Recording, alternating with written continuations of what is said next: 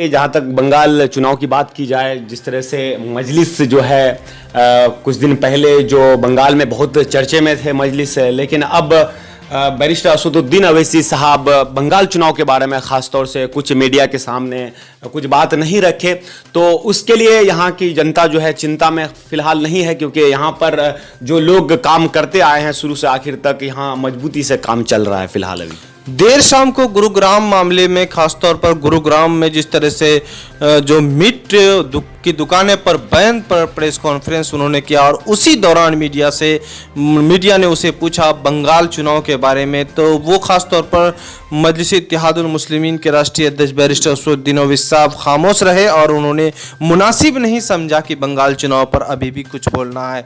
खासतौर पर बंगाल के लोग अभी मजलिस को लेकर के किस तरह की नज़रिया से देखते हैं? जी देखिए, मजलिस को इस तरह से देख रहे हैं कि यहाँ पर हालांकि मजलिस का काम चल रहा है, लेकिन इस तरह से जो लेट कर रहे हैं मजलिस है, लेकिन अभी भी यहाँ के जो वोटर हैं बंगाल के, वो इंतज़ार में हैं कि बैरिस्टर असदुद्दीन अवैसी साहब कब अपने जो कैंडिडेट का ऐलान हो और यहाँ के लोग फिर मजबूती से काम करें। लेकिन इस तरह से बैरिस्टर असदुद्दीन अवैसी साहब खामोश हैं, खासतौर से बंगाल इलेक्शन के बारे में, तो कहीं ना कहीं एक बेहतरीन जो है रणनीति जो है तैयार कर रहे हैं और मजबूती के साथ उतरेंगे बंगाल में। ऐसा नहीं लग रहा है कि जो बैरिस्टर असदुद्दीन अवैसी साहब और चुनाव लड़ने की मूड में नहीं है? नहीं, ऐसा तो कोई संकेत नहीं हुआ, मालूम हुआ है यहाँ पर। हालांकि यहाँ पर मजलिस का जो छोटा छोटा टीम है लगातार काम करते आ रहे हैं। अगर मजलिस अगर इलेक्शन नहीं लड़ती तो कहीं ना कहीं यहाँ जो टीम काम कर रही है वो भी अपना काम नहीं करते, लेकिन बहुत ही लगन और मेहनत के साथ लोगों को जुड़ रहे हैं और लोग अभी भी उम्मीद में है कि यहाँ से बैरिस्टर असदुद्दीन अवैसी साहब अपनी पार्टी से इलेक्शन लड़े।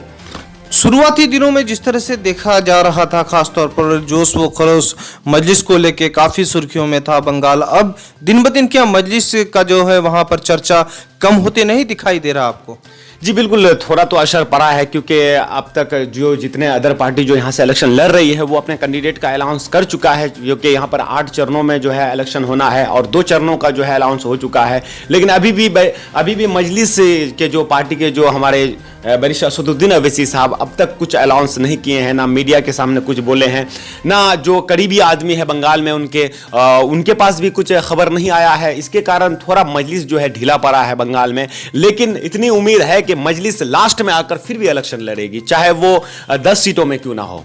अभी जिस तरह से देखा जा रहा है, जिस वक्त बैरिस्टर असदुद्दीन अवैसी साहब खासतौर पर वहां पर पहली दफ़ा गए थे फुरफुरा शरीफ, उसके बाद से ही उन पर वहां पर बीजेपी का इल्ज़ाम या बीजेपी को फ़ायदा पहुंचाने आई है, इस तरह की बात को जो है वहां पर उड़ रहा था। लेकिन अब वहां पर जो है मुस्लिम मतदाता जो है 2 तरफ बट रहा है। एक तरफ पीरजादा अब्बास सिद्दीकी के गठबंधन कांग्रेस लेफ्ट के साथ और टीएमसी और ममता दीदी के साथ, तो अब कौन सा बीजेपी का एजेंट किसको कहा जाए? देखिए, इसके हिसाब से तो मैं यही कहना चाहूँगा कि जो लेफ्ट कांग्रेस है सीधे उसी को बीजेपी का एजेंट कहा जाएगा, क्योंकि बैरिस्टर असदुद्दीन अवैसी साहब बहुत सारे राज्य में इलेक्शन लड़े हैं और उनका कई विधायक भी है।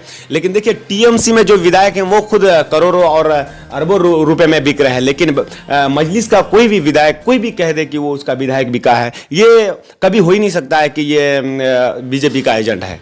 कमाल उमरी साहब, हम ये भी जानने का प्रयास करेंगे कि इस वक्त जो बंगाल का सियासी माहौल है किस तरह का है, ताज़ा अपडेट हमें दें। देखिए नवेद साहब, मैं तो यही कहूँगा कि जब शुरू में मजलिस यहाँ पर आई थी और बैरिस्टर असदुद्दीन अवैसी साहब फुलफुला शरीफ जब पहुँचे थे, तो एक ऐसा लोगों का दिलों में मन में ऐसा चल रहा था कि पीरजादा अब्बास सिद्दीकी साहब और बैरिस्टर असदुद्दीन अवैसी साहब एक साथ मिलकर गठबंधन करके यहाँ से इलेक्शन लड़ेंगे, और लोग बहुत भी खुश भी थे। और जिस तरह से पीरजादा अब्बास सिद्दीकी साहब लेफ्ट में चले गए और उसी दिन से यहाँ का जो है लोगों का भरोसा बिल्कुल टूट चुका है और यहाँ 100% यहाँ के वोटर जो है मुसलमानों का जो वोट है वो बंटवारा हर हाल में होने वाला है। अब पीरजादा अब्बास सिद्दीकी साहब जो कांग्रेस लेफ्ट के साथ गठबंधन में है, तो इस वक्त जो है पीरजादा को फायदा पहुंचेगा या नुकसान पहुंचेगा उनके साथ गठबंधन करने से? देखिए, यहाँ की जनताओं को ऐसा उम्मीद नहीं था कि बैरिस्टर असदुद्दीन अवैसी साहब को छोड़कर यहाँ पीरजादा अब्बास सिद्दीकी साहब कांग्रेस लेफ्ट में चले जाएंगे, ऐसा उम्मीद ही नहीं था। लेकिन कहीं ना कहीं जो है पीरजादा अब्बास सिद्दीकी साहब यहाँ के वोटरों का विश्वासघात किया है। लेकिन यहाँ के वोटर फिर भी उम्मीद में है कि मजलिस यहाँ से अगर इलेक्शन लड़ती है लास्ट में आकर, फिर भी यहाँ बहुत ही बहुत ही मजबूत के साथ लोग यहाँ सपोर्ट करेंगे मजलिस को। अगर बाय द वे मजलिस यहाँ पर लास्ट चरण में अपने उम्मीदवार उतारती है तो उस वक्त जो है जहां पर पीरजादा अब्बास सिद्दीकी के जो अपना कैंडिडेट उतारेंगे तो उस वक्त जो है किस तरह का देखने को मिल सकता है? क्या पीरजादा का समर्थक मजलिस पे के साथ सपोर्ट में रहेंगे? देखिए, वहाँ पर वोटर तो यही चाहेंगे कि जो हमारे लिए आवाज़ उठाते हैं, जो हमारे हक के लिए आवाज़ उठाते हैं, जो मुसलमानों के लिए आवाज़ उठाते हैं, जो गरीबों के लिए, दलितों के लिए आवाज़ उठाते हैं, तो वही एक पार्टी नज़र आता है मजलिस। और अगर वहाँ पर अगर ये पीरजादा अब्बास सिद्दीकी साहब की अगर बात की जाए, वो लेफ्ट में चले गए हैं, तो लेफ्ट कभी किसी के बारे में सोचा नहीं है अब तक। उसका खुद जो है यहाँ पर बेस जो है इलेक्शन, जो उसका पार्टी का जो बेस है बंगाल में, उसका बहुत ही कमज़ोर है। इसलिए उसमें जाना पसंद नहीं करेंगे यहाँ के वोटर। बिल्कुल अगर लास्ट में आकर यहाँ से मजलिस इलेक्शन लड़ती है तो सारे लोग एक ही रुझान बनाएंगे कि मजलिस को ही सपोर्ट करेंगे और मजलिस को यहाँ से कामयाबी मिलेगी हर हाल में।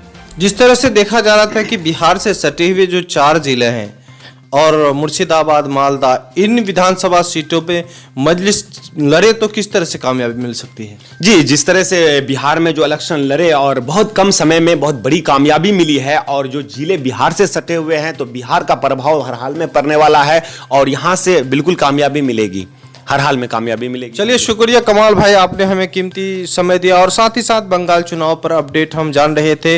इस वक्त जो है मजलिस इत्तेहादुल मुस्लिमीन को लेकर के थम सा गया है चुनावी माहौल, और खासतौर पर जो है जिस तरह से वहाँ पर रवन्नक था और खासतौर पर चुनावी माहौल सरगर्म था, वो अब धीरे धीरे कम होते दिखाई दे रहा है। एक तरफ मजलिस इत्तेहादुल मुस्लिमीन के राष्ट्रीय अध्यक्ष बैरिस्टर असदुद्दीन ओवैसी साहब का चुप्पी, और दूसरी तरफ जो है अभी तक मीडिया को खुलासा न करना, ये साफ संकेत दे रहा है क्या मजलिस चुनाव लड़ेगी या नहीं लड़ेगी। वक्त बहुत करीब है, चूंकि मजलिस को वहाँ पर उम्मीदवार का तलाशना है, सीट का तलाशना है, इस तरह की सारी प्रक्रियाओं को पूरा करना है और मजलिस का तैयारी जो है जीरो पर है। जिस तरह से शुरुआती दिनों में जो तैयारी थी, अब धीरे धीरे वहाँ तैयारी कम था और खासतौर पर अब एकाएक अगर मजलिस इत्तेहादुल मुस्लिमीन वहाँ पर चुनाव लड़ती है तो बैरिस्टर असदुद्दीन ओवैसी का चेहरा होगा और उन्हीं को देखते हुए मजलिस को वहाँ पर लोग वोट करेंगे। फिलहाल जो है मजलिस को लेकर लगातार माहौल गर्म है, और भी माहौल गर्म ये मिल रहा है कि बैरिस्टर असदुद्दीन ओवैसी साहब आखिरी चरणों में अपने उम्मीदवार उतारने का फैसला ले रहे हैं। फिलहाल पीरजादा अब्बास सिद्दीकी और ममता बनर्जी के आपस में मेल नहीं है, अलग अलग लड़ रहे हैं। इस वजह से मुस्लिम वोट का वैसे भी ध्रुवीकरण देखा जा रहा है। अगर इस ध्रुवीकरण में मजलिस इत्तेहादुल मुस्लिमीन आखिरी चरणों में अपने उम्मीदवार उतार कर अगर बिहार के ऐसा रिजल्ट वहां भी लाता है तो ऐसा होगा कि मजलिस इत्तेहादुल मुस्लिमीन के उत्तर प्रदेश 2022 वाले चुनाव में काफ़ी मजबूती मिलेगा। जिस तरह से गुजरात में भी उसे काफ़ी मजबूती मिलेगा, इस तरह से आंध्रा में भी काफ़ी मजबूती मिलेगा। बहरहाल हम रुख करते हैं उत्तर प्रदेश में।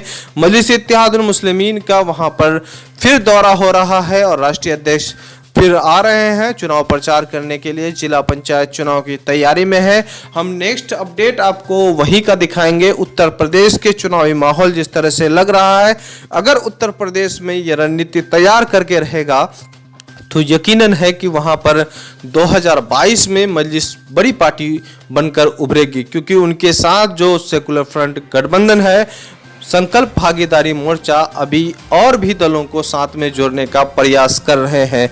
इधर दिल्ली में मजलिस इत्तेहादुल मुस्लिमीन का अब सुगबुगाहट तेज हो गया है। पार्टी ने वहां पर प्रदेश अध्यक्ष चुन लिया है और पार्टी नगर चुनाव लड़ने के लिए पूरी मजबूती के साथ कमर कस ली है।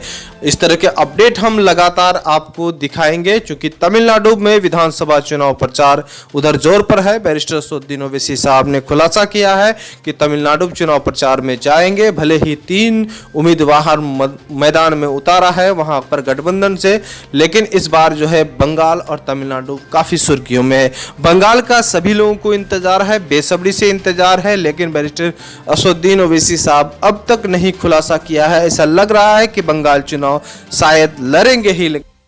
जो चुनाव का अपडेट आएगा हम आपको देने का प्रयास करेंगे। आप देख रहे हैं इस वक्त द मैसेज न्यूज। इस तरह से न्यूज पाने के लिए हमारे चैनल को सब्सक्राइब करें, अच्छा लगे तो लाइक करें और दोस्तों को शेयर करें। खुदा हाफिज।